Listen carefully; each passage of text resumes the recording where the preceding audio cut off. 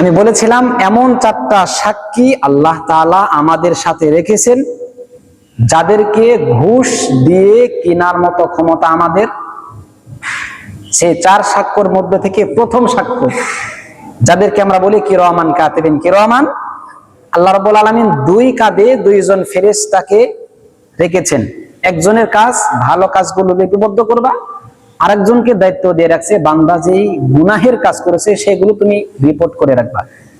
আল্লাহ তাআলা এই কথাটা 30 নম্বর পারা সূরা ইনফিতারের 10, 11 এবং 12 নং আয়াতে আল্লাহ তাআলা বলছেন, ওয়া ইন্না আলাইকুম লাহাফিজিন কিরামান কাতিবিন ইয়ালামুনা মা তাফআলুন। আল্লাহ পাক জানাচ্ছেন যে আমি বান্দা প্রত্যেকটা মানুষের কাঁধে কিরামান কাতিবিনদেরকে আমি তাদের কাঁধের উপরে রেখে দিয়েছি। এদের কাজ ইয়ালামুনা মা তাফআলুন, তোমরা যা কিছু করবা, তারা যা কিছু করে সবগুলোকে লিপিবদ্ধ করে তারা রাখে।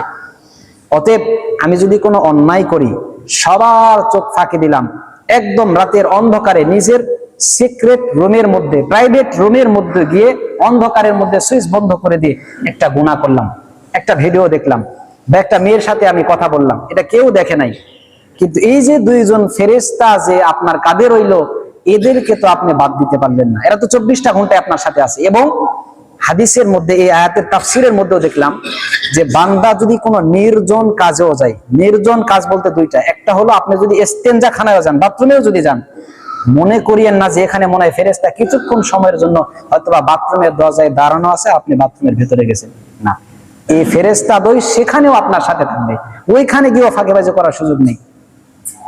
রাতে অন্ধকারে আপনি আপনার ম্যাডামের সাথে গেছেন, ভাবছেন কেউ নেই, অন্ধকার, মনে করিয়েন না যে 2 জন ফেরেশতা হয়তোবা 10 মিনিটের জন্য আপনার কাছ থেকে ছুটি নিয়ে গেছে, না, সেইখানেও ফেরেশতা 2 উপস্থিত। তাহলে এদেরকে ফাঁকি দেওয়ার মতো কোনো সুযোগ নেই। এই হলো 1 নাম্বার সাক্ষ্য, যারা 24টা ঘন্টায় আমাদের ভালো কাজ এবং মন্দ কাজগুলো লিপিবদ্ধ করে রাখেন। 2 নাম্বার সাক্ষ্য, যেটাকে আমরা বলি আমল নামা। কাল কিয়ামতের ময়দানে, হাসরের ময়দানে আল্লাহ রাব্বুল আলামিন প্রত্যেকের সামনেই একটা করে আমল নামা, একটা করে রেজিস্টার খাতা তার সামনে পেশ করবেন, একদম ভিডিও ফুটেজ সহ আপনাকে দেখাবেন। 15 নম্বর পারা সূরা বানী ইসরাঈলের 49 নং আয়াতে আল্লাহ রাব্বুল আলামিন বলেন, ইয়া ওয়াইলাতানা মা লিহাযাল কিতাব লা ইউগাদিরু সাগীরাতান ওয়ালা কাবীরাতান ইল্লা আহসাহা ওয়া ওয়াজাদু মা আমিলু হাদিরা। কিয়ামতের ময়দানে আমরা যখন এই আমল নামাটা আমাদের সামনে দেখব, দেখার পরে আমরা আশ্চর্যান্বিত হয়ে যাব, হাই হাই, এটা কেমন একটা আমল নামা আল্লাহ আমার সামনে পেশ করলো, যে আল্লাহ এখানে আমি একটা অন্যায় করেছিলাম, এত ছোট্ট একটা অন্যায় করেছিলাম, এত গোপনীয় ভাবে একটা অন্যায় করেছিলাম, যেটা দুনিয়ার কোনো মানুষ দেখার সুযোগই ছিল না, সেই অন্যায়টা পর্যন্ত এখানে লিপিবদ্ধ করা। এত সূক্ষ্ম ভাবে আল্লাহ তাআলা ওই রিপোর্টটা, ওই আমল নামাটা আমাদের সামনে পেশ করবেন, এবং প্রত্যেকজন ওয়াজাদু মা আমিলু হাজিরা, আমরা সবাই সেই আমল নামাটা আমাদের সামনে এরকম উপস্থিত আমরা দেখতে পারবো। তাহলে এই সাক্ষ্যটাকেও আল্লাহ তাআলা কিয়ামতের ময়দানে আমাদের সামনে হাজির করবেন, এটাও আমাদের পক্ষে অথবা বিপক্ষে সাক্ষ্য প্রদান করবে। এটা 2 নম্বর সাক্ষী। 3 নম্বর সাক্ষী, এই জমিন, এই যে জমিন আমরা দুনিয়াতে ব্যবহার করতেছি, এই জমিনটা কাল কিয়ামতের ময়দানে আমাদের পক্ষে অথবা বিপক্ষে আল্লাহ তাআলার সামনে সাক্ষ্য পেশ করবেন। 30 নম্বর পারা সূরা জিলজালের 4 এবং 5 নম্বর আয়াতের মধ্যে আল্লাহ তাআলা জানিয়ে দিয়েছেন, ইয়াউমা ইযিন তুহাদ্দিসু আখবারাহা বিআন্না রাব্বাকা আওহা লাহা। আল্লাহ তাআলা বলছেন কাল কিয়ামতের ময়দানে আমি আল্লাহ তাআলা জমিনকে জবান দান করে দিব, কথা বলার মতো যোগ্যতা আমি আল্লাহ তাআলা তাকে দান করে দিব। এরপর জমিন তার উপরে যে অন্যায় করেছি আমরা, বিশ্বের যেখানে হোক না কেন, জমিন ওই জায়গার ওই জমিনটা আল্লাহ তাআলার সামনে দাঁড়িয়ে আল্লাহ তাআলাকে বলবেন, ইয়াউমা ইযিন তুহাদ্দিসু আখবারাহা, আল্লাহ এই যে এই বান্দাটা অমুক জায়গার মধ্যে অমুক জমিনের উপরে আল্লাহ এখানে দাঁড়িয়ে দাঁড়িয়ে সেরকম অন্যের গাছের ফল চুরি করেছিল, অমুক জায়গার অমুকের বাড়িতে অমুকের ঘরের মধ্যে এইখানে বসে একটা মেয়ের সাথে সে দুর্নীতি করেছিল, অমুক জায়গায় অমুক জায়গার অফিসের মধ্যে বসে একটা কলম দিয়ে খোঁচা মেরে 10,000 টাকা আত্মসাৎ করেছিল। সেই জমিন আমার বিপক্ষে, আপনার বিপক্ষে কিয়ামতের ময়দানে আল্লাহ তাআলাকে সাক্ষ্য প্রদান করবেন। এই জমিনের সাক্ষ্য থেকেও বাঁচার মতো কোনো সুযোগ আল্লাহ রাখে নাই, অটোমেটিকলি জমিন সাক্ষ্য দিয়ে দিবে। সবচেয়ে আশ্চর্যের বিষয় হলো আমাদের দেহের মধ্যে যে অঙ্গ প্রত্যঙ্গগুলো আমরা ব্যবহার করে থাকি ভালো কাজের ক্ষেত্রে অথবা মন্দ কাজের ক্ষেত্রে, এই অঙ্গ প্রত্যঙ্গ পর্যন্ত আমার বিরুদ্ধে আল্লাহ তাআলার সামনে সাক্ষ্য প্রদান করবে। আল্লাহ রাব্বুল আলামিন সূরা হামিম আস-সিজদা এর 20 নং আয়াতের মধ্যে আল্লাহ তাআলা এই কথাটা জানিয়ে দিয়েছেন। আল্লাহ রাব্বুল আলামিন সেই আয়াতের মধ্যে বলেছেন, ওয়া শাহিদা আলাইহিম সামউহুম ওয়া আবসারুহুম ওয়া জুলুদুহুম বিমা কানু ইয়ামালুন।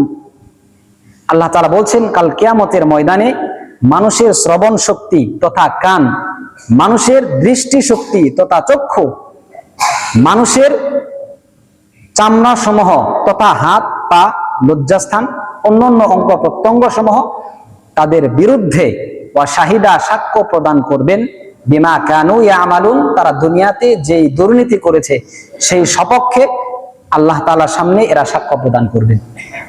যখন আমাদের হাত, আমাদের পা, আমাদের কান, আমাদের চক্ষু, আমাদের লজ্জাস্থান আমার বিরুদ্ধে আল্লাহর সামনে সাক্ষ্য প্রদান করবেন, সেই সময় আমি এবং আপনারা আমাদের নিজ নিজ অঙ্গ প্রত্যঙ্গদেরকে আমরা অবাক হয়ে তাকে একটা প্রশ্ন করব।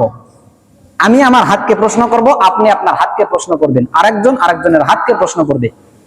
কি প্রশ্ন করবে? আল্লাহ রাব্বুল আলামিন ওই হামিম আস-সিজদার 21 নং আয়াতে এই কথাটা বলছেন। আল্লাহ তাআলা বলেন, ক্বালু লিজুলুদিহিম লিমা শাহিদতুম আলাইনা। আমরা আমাদের হাতকে, লজ্জাস্থানকে, চোখকে, কানকে লক্ষ্য করে আমরা প্রশ্ন করব, লিমা শাহিদতুম আলাইনা, এই তুমি আমার বিরুদ্ধে আজকে কেন সাক্ষী দিলা? আমি আমার হাতকেই প্রশ্ন করব, আপনি আপনার হাতকেই প্রশ্ন করবেন, আপনার চক্ষুকে আপনি প্রশ্ন করবেন, লিমা শাহিদতুম আলাইনা, এত বড় সাহস তোমাকে কে দিল? আমার অঙ্গ হয়ে, আমার হাত হয়ে আমার বিরুদ্ধে তুমি আমার সাক্ষ্য দিলে আল্লাহ তাআলার সামনে, এই অধিকার তোমাকে কে দিল? যখন আমরা এই প্রশ্ন করব, ঠিক ওই সময় আমার হাত, আমার চোখ, আমার কান, আমার পা, আমার লজ্জাস্থান নিজ দ্বিধায় আমার প্রশ্নের উত্তর দিবে। ক্বালু আনতাকানাল্লাহুল্লাযী আনতাকা কুল্লা শাই।